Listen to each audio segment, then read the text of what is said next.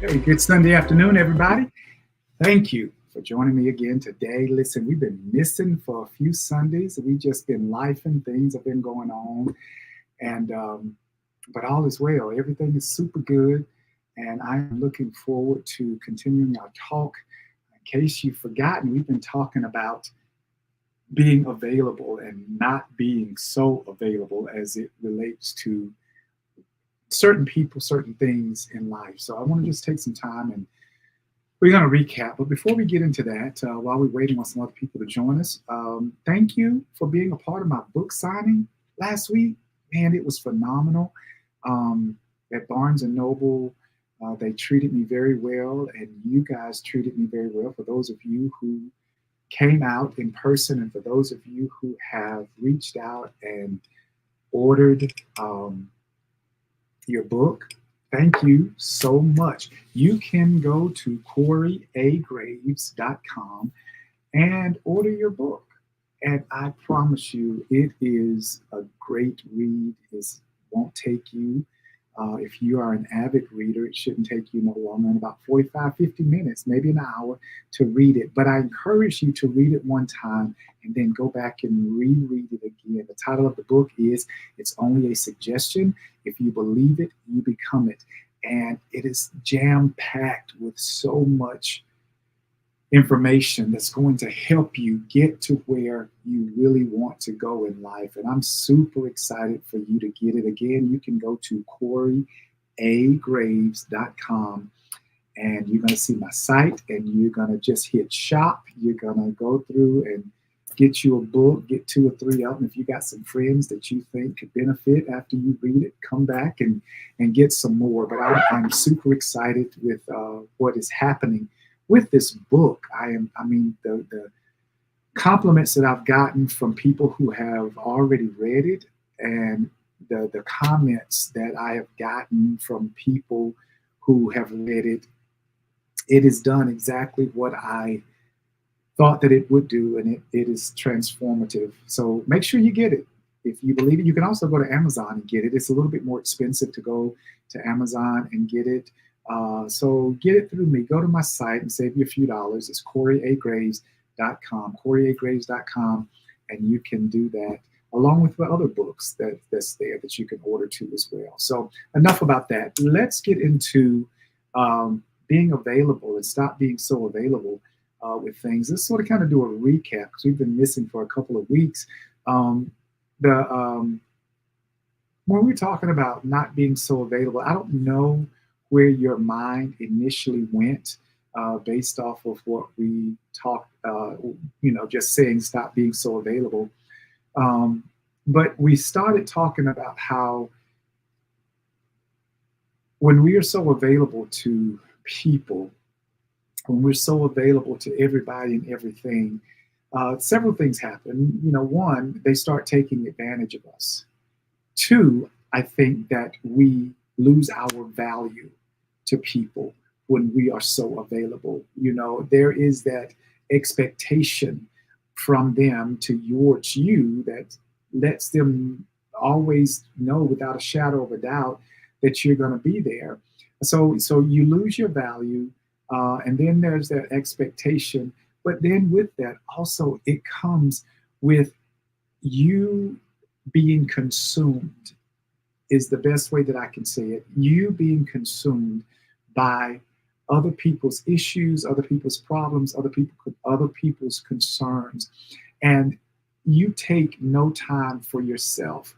For those of you that are parents and you have more than one child, you know that if you don't literally take time for yourself and stop being so available, your kids, especially now that school is out and you got them all summer, they can literally use up your whole entire day.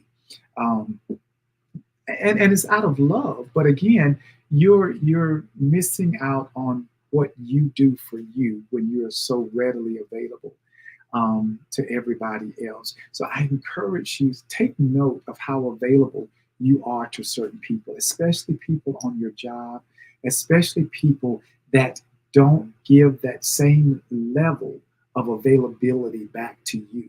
Think about that for a minute. You're so available to everybody else, but do those people give that same level of availability back to you when you need something? So that's another trigger. Another thing that I think you need to be conscious of is, are you getting the reciprocity that you need to make sure that you've got balance in your life? When you are overly available to everybody, again, you miss out on you. The second thing we talked about is circumstances and emotions and feelings.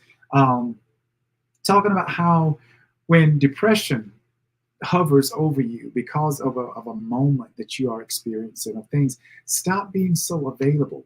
Like it hovers and it waits to see what you're going to do. Are you going to be available for it to come in and alter your mood, your day, your life, your week, your month? Or are you going to say, I'm not available?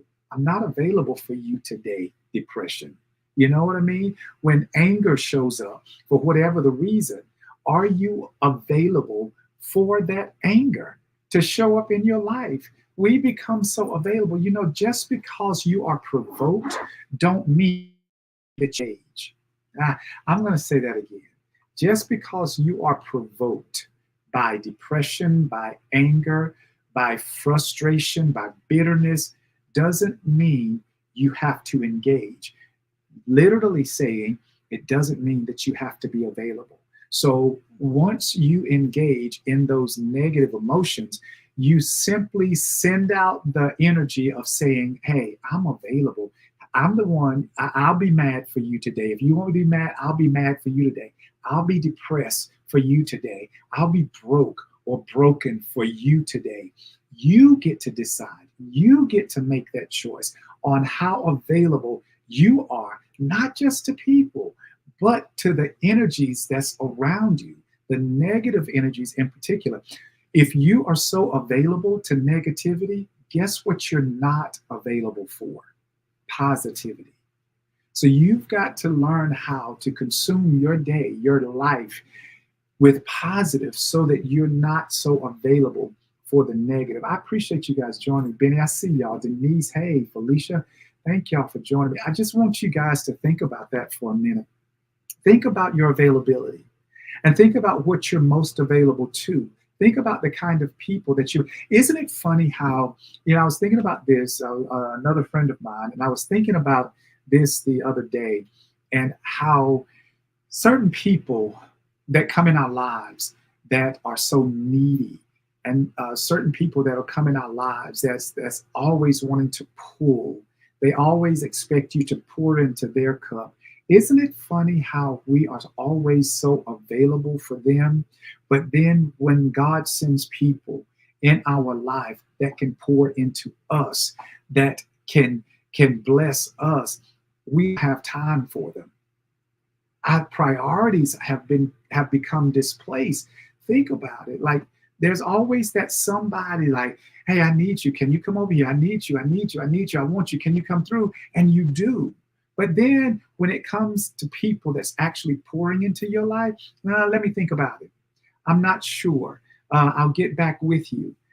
Think about that for a moment and change your priorities. Change your priorities and realize that you are just as worthy to be poured into as you are worthy to pour. So there are times when we have to demand balance in our lives because users will always use, takers will always take. And if you don't set those boundaries and set those parameters, you're going to be the one that's always available. But then whenever the tide turns and you need somebody to be available for you, watch and see who's there. Watch and see. Denise says that is true. I don't want to be available, but we are all human. And sometimes it jumps up and you have no control. Totally true. There are times when you have to be available, 100%. But my point is, create that balance in your life. Don't become so commonplace to people, because if you're continuously available, then you're going to become somebody's mark to always be used. Think about that. If you're always available, you're going to become that go-to because they know if don't nobody else do it, you're going to do it. And all I'm saying is create balance in your life. All I'm saying is understand your value and your worth. Because if you don't understand your value, nobody else ever will. If you don't know what you're worth, nobody else ever will. And sometimes you got to take people to school about you. You got to show them, look, I'm here this time. I'll be available today, but don't be the one to be calling on me all the time. You got to let them know, hey, I have other priorities. I have, if no other priorities other than self, I got to take care of self. So think about that, not only with people. So don't get it just caught up in the area of people. My main concern is your availability to negativity. Okay, that's what I want you to get out of this whole series. I want you to think about your life from day to day and think about how available you are to negativity and how easily you allow it to jump on you. The moment that somebody frustrates you, you immediately say, okay, I'll buy into it. I'm available to be frustrated. The moment somebody abandons you, you buy into it and you say, okay, I'll be lonely today. I'll be lonely for the next 3 weeks or the next 3 months. You become available for that negativity and you miss out on the positivity because you can't be filled, your cup, your capacity cannot be filled with negative stuff because you were always available to negative. So much so that when positive shows up, when positive tries to get in, you have no room for it. And that's a problem. That's the problem that so many of us deal with. We deal with the handling stuff for other people. We deal with taking care of everybody else's business. When it comes time for us or somebody shows up that want to bless us, we're not available. We're not available. And I need you to change that. So stop being so available. Denise said, yes, that is so true. I understand what you mean. Thank you, baby. There's a saying, you can't pour from an empty cup. You're right. We have to normalize and prioritize our needs. Absolutely. And, you know, I think it was, I'm going to tell her name if I always do, Iyanla Vanzant. Is that right? You know what I'm saying. So she said something one day. She was talking, giving an analogy about the cup and the saucer. She said that you are the cup and you don't start pouring into people when your cup is full. You don't start pouring into other people until the saucer gets full. So it's what's running over. The cup is yours. The saucer is for everybody else. So I need for you to understand that. Stop being so available. Again, think about it. If you're so full of negative thoughts, negative actions, negative words, then you have no room for nothing positive. I think that's a good place to stop. I think you get it. And we'll get back next week and we'll talk about some more stuff. Go again. Please go get my book. Some of you I know have already gotten it. I'm so interested in knowing what your thoughts were after you've read the book. I would love to know. Always trying to get better, always trying to do something and take it to the next level. I am super excited about this book and what it's doing even right now. It started out popping and I know it's going to continue to pop until I get to where I know God is taking me. So please, again, if you haven't gotten the book, go to CoreyAGraves.com and you can get your copy today. Thank you, thank you, thank you. You guys enjoy the rest of this beautiful Sunday afternoon. Stay cool and we'll talk again next week. Bye.